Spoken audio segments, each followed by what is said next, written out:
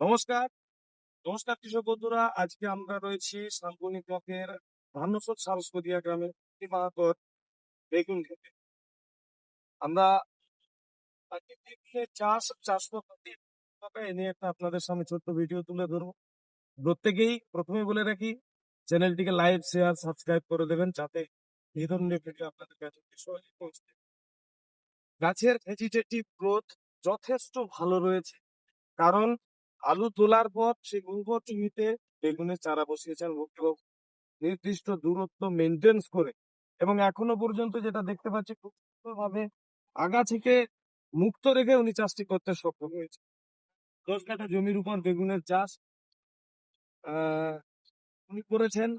উনি এখন চিন্তিত হয়ে পড়েছেন যে কিভাবে বেগুনের নলি পোকাকে নির্মূল করতে।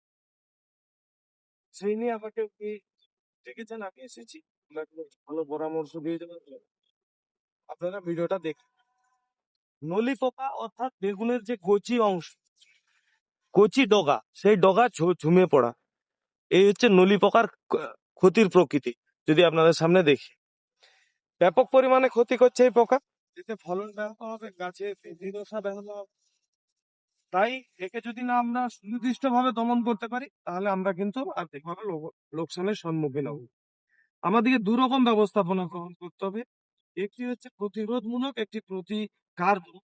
প্রতিরোধমূলক ব্যবস্থা হিসাবে আমাদের এই জমির পার্শ্ববর্তী স্থানে বেড়া ফসল হিসাবে গাঁদা, ভুট্টা, অড়হর ইত্যাদি ফসলের চাষ করতে হবে।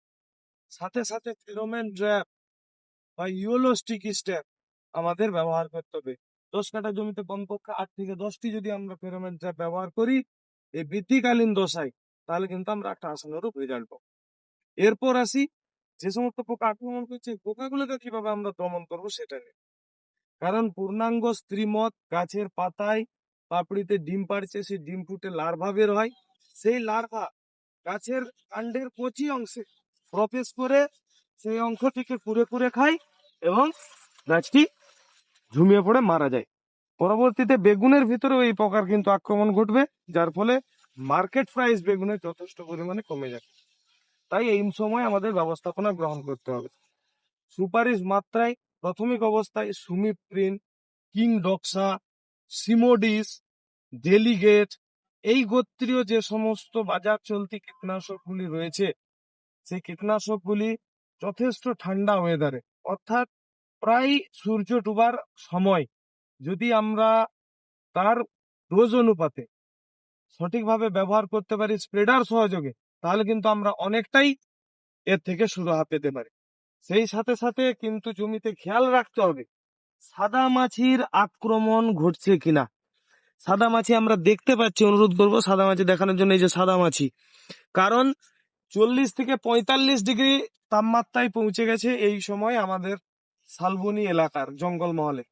তাই যদি আমরা সাদা মাছিকে কন্ট্রোল করতে না পারি, যত সময় যাবে গাছের কালার, গাছের পাতার রং এবং বৃদ্ধি হার ব্যাহত হবে। তারই সাথে সাথে একটা দীর্ঘকালীন ফসল, খারিফ মরশুমের চাষ, বর্ষাতেও প্রচুর পরিমাণে ফলন আসবে। তাই এক্ষেত্রে কিন্তু খেয়াল রাখতে হবে মাইক্রোনিউট্রিয়েন্টের সঠিক ব্যবহার এবং ছত্রাকনাশকের ব্যবহার। ছত্রাকনাশক হিসাবে অবশ্যই অ্যাজিস্ট্রোবিন, ডাইফেনকোনাজল, পিটোলক্সিল, ম্যানকোজেব ইত্যাদি গ্রুপের ছত্রাকনাশক এবং সর্বোপরি ম্যানকোজেব নির্দিষ্ট 8 থেকে 10 দিন অন্তর প্রয়োগ করার প্রয়োজনীয়তা রয়েছে।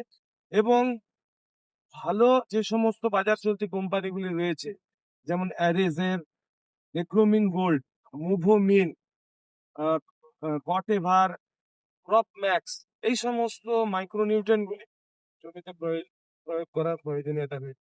এই পদ্ধতিগুলি যদি অবলম্বন করা যায়, তাহলে আমরা অনেকটাই সুন্দরভাবে, সুস্থভাবে পোকার আক্রমণ প্রতিহত করতে পারবো, সাদা মাছির আক্রমণ প্রতিহত করতে পারবো এবং বেগুনের যথেষ্ট বেশি আমরা ফলন আদায় করে নিতে পারবো।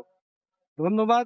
আপনারা চ্যানেলটিকে লাইক শেয়ার সাবস্ক্রাইব করে দেবেন, যাতে প্রত্যেকের কাছে আমরা পৌঁছে যেতে পারি এবং আপনাদের কাছে নতুন নতুন ভিডিও আসতে পারে।